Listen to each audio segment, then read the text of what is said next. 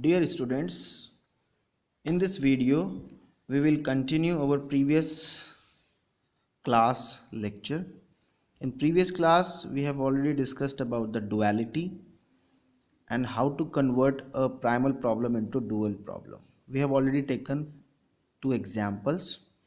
Now in this video we will discuss the theorems based on duality. So first theorem is the dual of the dual is primal. That means if we are having a primal problem, we will convert the problem into dual, and if further we will convert that dual into dual, then we will get the actual problem, which is the original primal problem. So we have to prove this.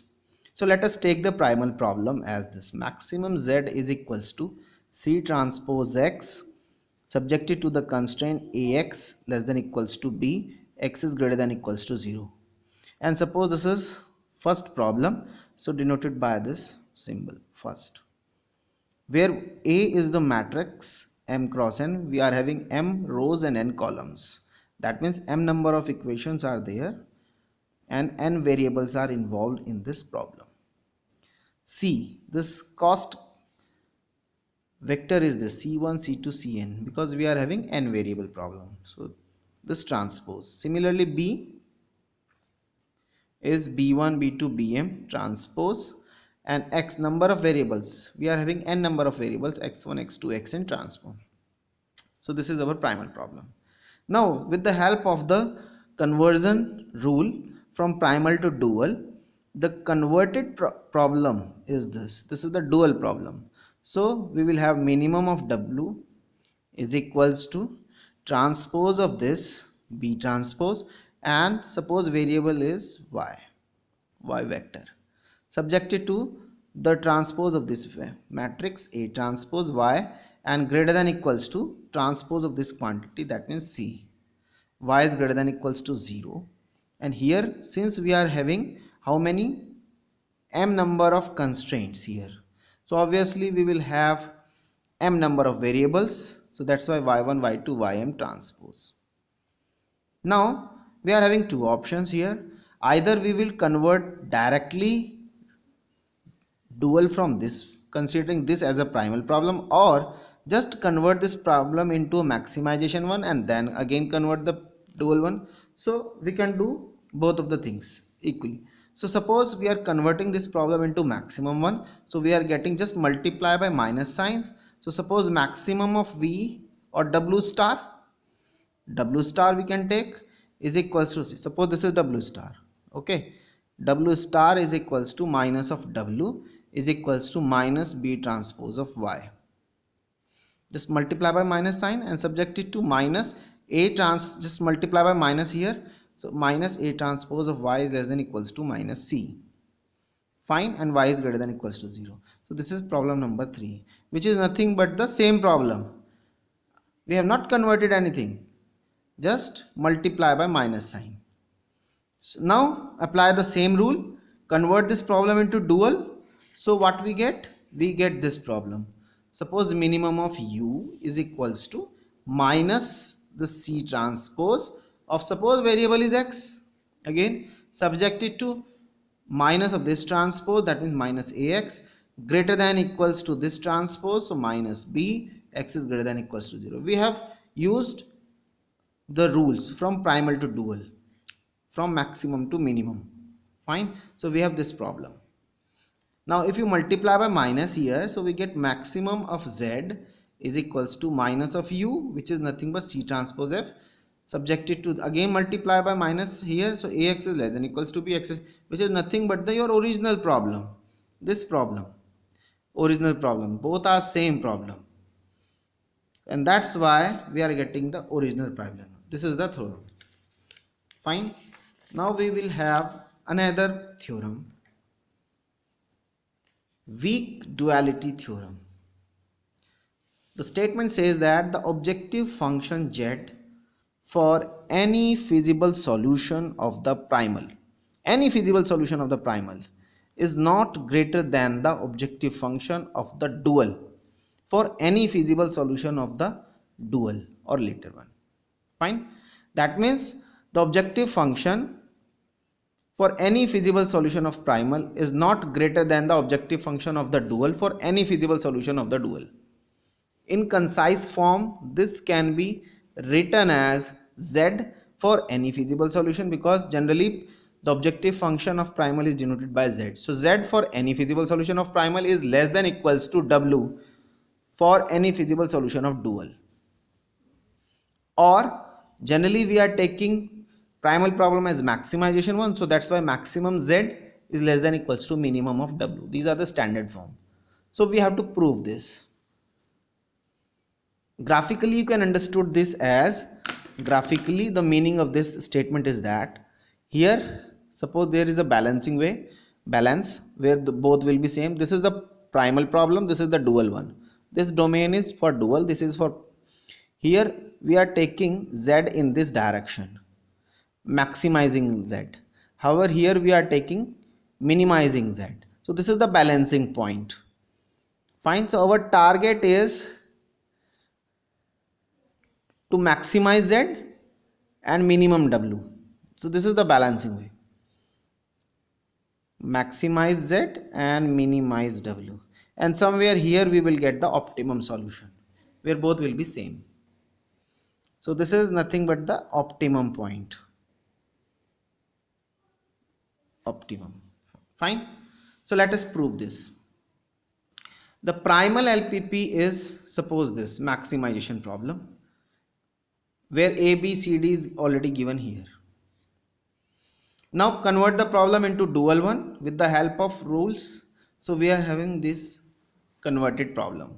Minimum W equal to B transpose of Y subjected to this constraint A transpose of Y is greater than equals to C, Y is greater than equals to C. This is the second problem. Fine. Now since Y is a, suppose we are taking feasible solution, any feasible solution of this dual and constraint of primal. So what we get? So since suppose Y is the feasible solution of the dual and the constraint of the primal are this, Ax is less than equal to B. We are taking the constraint of this and solution, any feasible solution of Y from here. Fine. If we pre-multiply both sides by Y transpose, a row matrix, the sign of inequality will again hold. Hence, so what we do, we are pre-multiplying by Y here in this equation. So what we get, Y transpose Ax is less than equal to Y transpose of B. Fine. So now since we know that matrix multiplication is an associative one, so that's why we can take this bracket here, x is less than equals to, here we will apply this property AB transpose equal to B transpose A transpose. So we can rewrite this quantity as B transpose of Y transpose. This is equation number 3. Now since x is the, now again further, now we are taking feasible solution of this and constraint of this. So now x be any feasible solution of the primal and the constraint of the dual are this. We are taking the constraint of this, which is this. So what we do, first take the transpose of both sides here, because both are the matrix quantities. So that's why Y transpose of A will be greater than equals to C transpose. Fine. Now post multiply by x. So Y transpose of Ax is greater than equals to C transpose of x. This is equation number 4. So if you see equation number 3 and 4, we are getting a relation. C transpose x is less than equal to this quantity, but this quantity is less than equal to this quantity, and that's why we are having this relation. C transpose of x is less than equals to this quantity, Y transpose Ax, which is less than B transpose of Y transpose. But since B transpose Y is a scalar quantity, this is a scalar quantity, and you can easily verify this, because what is B? What is B? As per our assumption here, B is this vector B1, B2, Bm transpose. That means this is nothing but a row B1, B2, Bm transpose. This is our B. And what is Y? Y is Y1, Y2, Ym transpose. Fine. So now here we are having B transpose of Y. So B transpose of Y is nothing but B1, B2, Bm. and y is this. So in this way y1, y2 and ym. So after multiplication we are getting some, so we are getting a scalar, we are getting a scalar quantity b1 y1 plus b2 y2 plus bm ym. So we are getting a scalar quantity. That's why you can remove this transpose. So b transpose y transpose is nothing but b transpose of y. So that's why c transpose of x is less than equals to b transpose of y. But this is nothing but, this is your objective function. Here c transpose of x is maximum z. Similarly b transpose of y is nothing but minimum of w, and hence we are getting this relation. So this is the theorem. Fine. Now third theorem.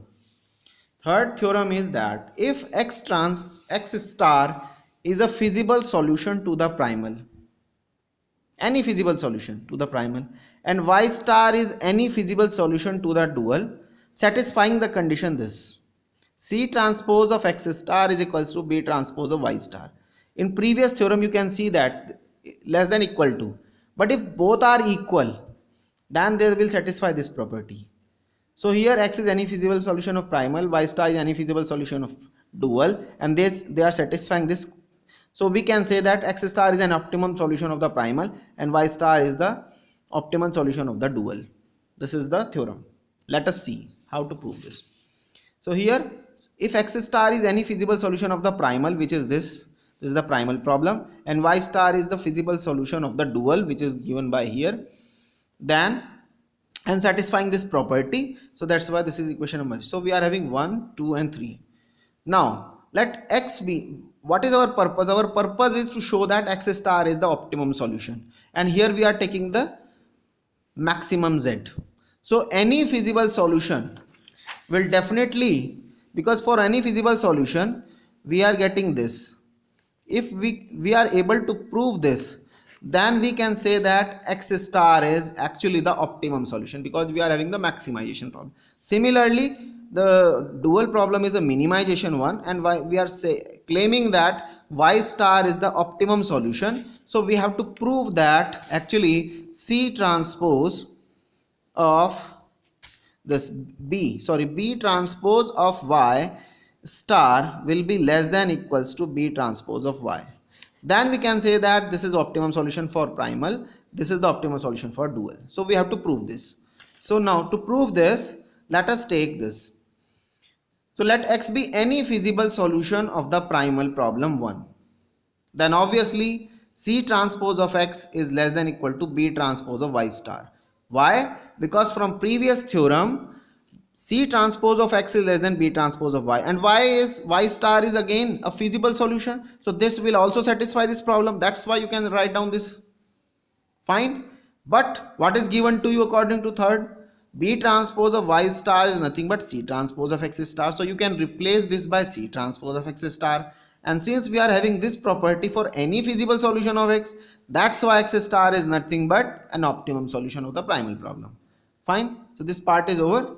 Now its second part. So let us see here. So let us see here. Let y be any feasible solution of the dual 2. Then again by the theorem number 2, C transpose of x star is less than equal to B transpose of y, because x star is also a feasible solution of primal. So this will also satisfy theorem number 2. But according to equation number 3, this quantity is nothing but B transpose of y star. So that's why again here y star is a fixed, however y is a variable quantity. That's why we can say that y star is nothing but the optimum solution of the dual. So this completes the proof. So this is the proof of this theorem. Now we will try to summarize these theorems. Here summary of the existing theorems. So we have already shown you this graph, which is nothing but the theorem number 2, and in between this balancing point we are getting the optimum solution. So here this is the table which says that if we are having a dual problem and primal problem, then there are either feasible solution or no feasible solution. Similarly primal may have feasible solution or no feasible solution. So if dual have a primal problem feasible solution and primal have a feasible solution, then the solution will be optimum. Solution will be optimum. Similarly, if dual problem has a feasible solution and primal has no feasible solution, then what is the meaning? Meaning is that dual is unbounded objective function. Fine. Similarly here, if dual problem is no feasible, primal is feasible, then solution of primal will be unbounded. And if this is non-feasible, this is no feasible, that's why solution may occur, may or may not occur. This is the summary of this conclusion. Now here very important property or theorem, which is complementary slackness theorem or condition. So we are not proving this, but we will give you the conclusion. What is the conclusion? For the optimum feasible solution of the primal and dual systems, we are having these two conditions, and these are known as complementary slackness conditions. What is the condition? If the inequality occurs in the ith relation of the primal, that means if inequality occurs in the ith constraint of the primal, then the corresponding slack or surplus variable will be n plus I is positive level. Why? Because if you are having this kind of condition a1 x1, for example a2 x2 plus a1 xn less than equals to some value, say b, this is suppose ith equation, then obviously you have to add some amount here. Suppose this is n plus 1. Fine. And since we are talking about the ith constraint, so we have to add n plus ith variable. So this quantity will be at positive level to make it constant equal. So that's why if inequality occurs in the ith primal relation, then obviously the corresponding slack or surplus variable x and I plus 1 is a positive level. Then the ith variable yi, the corresponding variable of dual will be yi. So then the ith variable yi of its dual will be 0. That means yi will be 0. So if you summarize this statement in mathematical form, then we are getting this equation. Here x and I, n plus I multiply by yi will be 0. So either this quantity is 0 or either this quantity is 0. But since this is in inequality form, so obviously the slack or surplus variable will be at positive level. So this will be a positive level. That's why yi will be 0. Similarly, on the other side, if the jth variable is the positive in primal system, then the jth dual constraint holds a strict inequality. Fine. So here we have constraint, ith constraint of the primal. Here we have jth variable.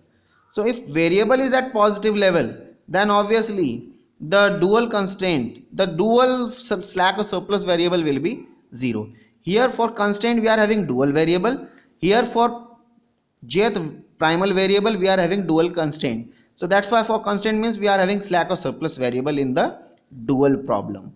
So this will be 0. That means xj y m plus j will be 0. Fine. So this is the complementary slackness condition. Here we have summarized the conclusions. What are the conclusions? If xj is positive here, then obviously ym plus j will be 0. And if this is equals to 0, then generally ym plus j is positive. Similarly here, from here, if yi is positive, then this quantity will be 0, and if this is 0, then this may be positive. Generally we are satisfying the feasibility condition, so they should not be negative. They should not be negative. Fine. And this is also summarized here in this table form, so you can see. Now we are taking the problem based on this complementary slackness condition. What is the condition? So here we have taken a problem. Maximum z is equal to this, subjected to these two constraints, and solution of the dual is already given to you. Y1 is 1.2. So if you convert this into dual, then what we will get? We will get this problem. We will get this. This is the dual of this problem. And you already aware about the rules. So using those rules, this is the converted problem involving only two variables, because in the primal problem we have only two constraints. So for first one we are having one variable y1, for the second one y2, and then apply the rules, so you will have this problem. Fine. Now the optimum solution of this problem is already given to you, which is here. y1 is y1 is 1.2, y2 is 0.3, y3 is 0, and y4, y5, y6, y4 and y5 both are positive, and y6 is 0, and minimum of w is 28. Now the aim is to find out the problem of this, the solution of this primal, with the help of complementary slackness conditions. Fine. So this is the problem. So here we have already given you the problem. Now apply this complementary slackness condition. So we have listed both these equations here. Here we know that in primal problem there are 4 variables are involved: x1, x2, x4. That's why in this equation j is from 1 to 4. J is 1 to 4, and m, and there are 2 constraints, that's why m is 2. Now in the dual problem we are having only 2 variables, that's why I is 1 to 2, and n there are 4 constraints, that's why n is 4. Substitute these values here. So how many equations are there? Put j is equal to 1 here, we will get one equation. Put j is equal to, put m is equal to 2, which is a fixed quantity, so we have to put j equal to 1, 2, 3 and 4. So ultimately from here we are getting 4 equations. 4 equations. Similarly from here put I is equal to 1 and 2, we are getting 2 equations. So ultimately we are having 6 equations, and these are listed here: 1, 2, 3, 4, 5 and 6. So these are total 1, 2, 3, 4, 5 and 6. 6 equations are listed here. Now we will utilize the given data. y1 is positive, y2 is positive. So since y1 and y2 both are positive, so you can see y1 is positive, so that's why according to this x5 will be 0. y2 is positive, so x6 should be 0. Now here remaining 4 equations are listed here. y3 is already given to you 0, so that's why x1 will be at positive level. And since y4, which is already given to you a positive value, so x2 will be 0. y5 is already positive, so x3 will be 0. And here y6 is already given to you 0, so x4 is positive level. So now we will utilize this conclusion, which says that x5 is 0, x6 is 0, x2 is 0, x3 is 0. So only positive quantities are x1 and x4. So now use this equation, this after adding slack and surplus variable we are having this equation.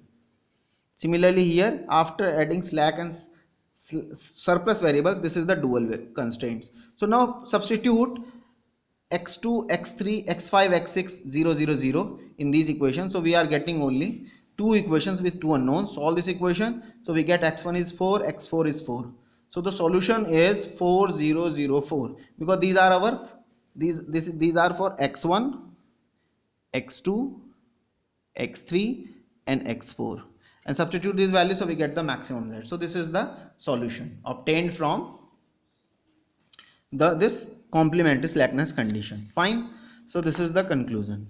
Now we will have a problem here. Comparison of the primal and dual solution. Suppose you are having a primal problem, you have already solved this problem, and now you want to directly find out the solution of the dual. So you can easily do this. How to do this? So let us take this problem. Suppose this is the primal problem. Maximum z is 40x1 plus 50x2, 2x1 plus 3x2 is less than equal to 3, and 8x1 plus 4x2 is less than equal to 5. x1, x2 both are greater than equals to 0. Add slack variables, so we get this equality, and then apply the simplex method. So we are having this table. You already aware about the simplex method, so we have applied simplex method here. So this is the initial iteration. Here first you have to enter, because here we are having minus 50 from here, minus 50. So this x2 enters the basis, and then based on the minimum ratio x3 will leave the basis. Fine. Now apply the elementary row operations, so that you will have a 1 here, and then in the rest of the entry should be 0, 0, 0 in this column. So we have applied the procedure. You are already aware about this procedure, so we are having this table. Now here still there is a negative quantity, so that's why x1 enters the basis, and now apply the minimum ratio.